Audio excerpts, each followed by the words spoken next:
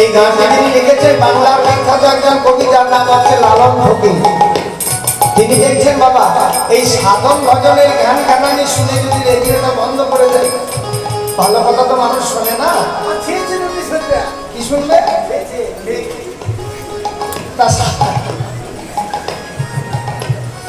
এখন যে গানগুলো আমরা শুনি মাথাও নাই, মন্দিরও নাই, ছাতাও নাই,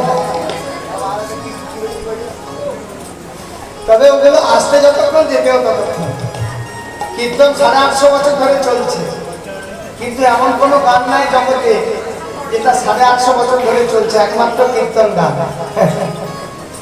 তাই কবি চিন্তা করছেন সাধন ভজনের ধ্যান ধ্যানানি হলে যদি রেডিওটা বন্ধ করে দেয়, তাই কিছু বাস্তব কথা গানের মধ্যে উনি তুলে ধরলেন, উদাহরণ দিলেন। বলে ও ভাই, সাধন ভজনের কথা বাদ দিলাম, অমনীয় সময়ে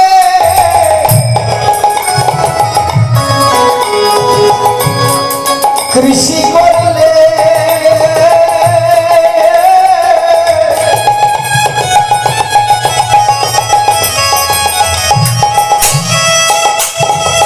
তুমি মিছামিছি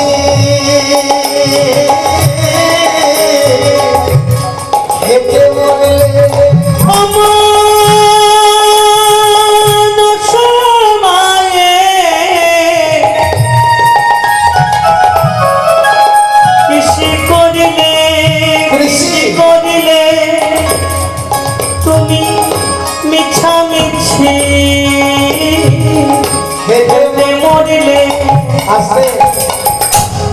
অসময়ে ভজনের কথা বাদ দিলাম। অসময়ে কৃষি, কৃষি মানে হচ্ছে চাষ।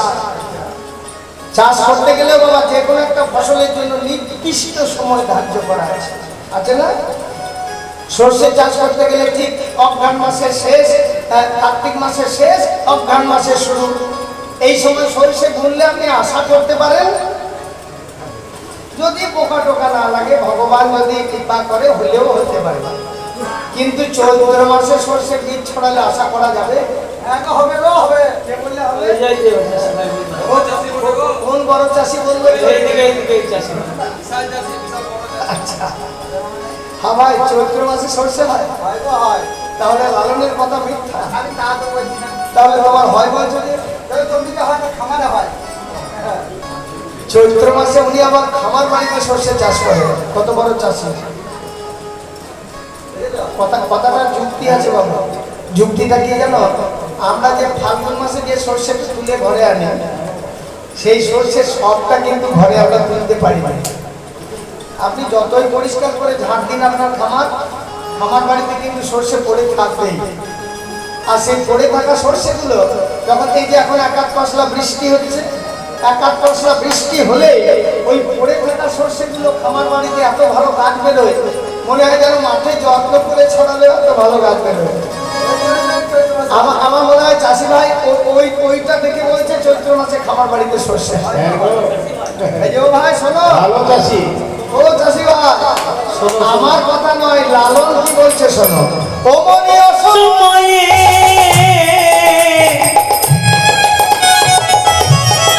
কৃষি করলে, কৃষি করলে তুমি মিছামিছি